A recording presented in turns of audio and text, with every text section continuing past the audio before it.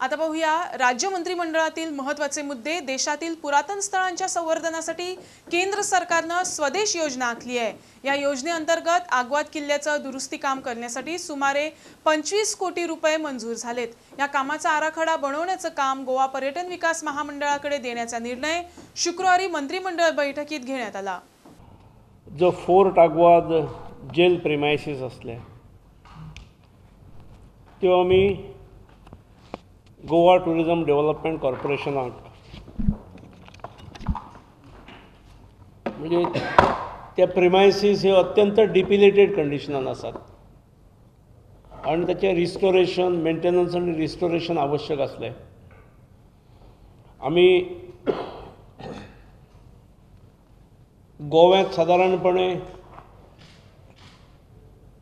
Tourism म्हणजे beach tourism हो प्रमुख जाल्लो आसा।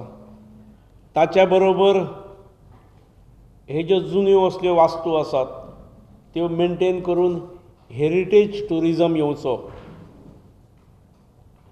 आणि हेरिटेज टुरिझमा खातीरय गोंय प्रसिद्ध जावचें आणि हाच्या खातीर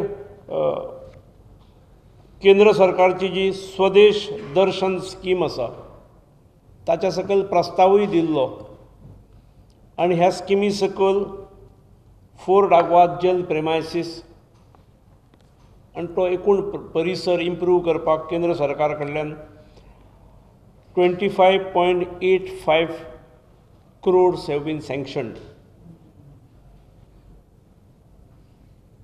स्वदेश दर्शन स्कीम आणि त्यामुळे आम्ही निर्णय घेतला आज की हे काम GTDCन करचें म्हणून।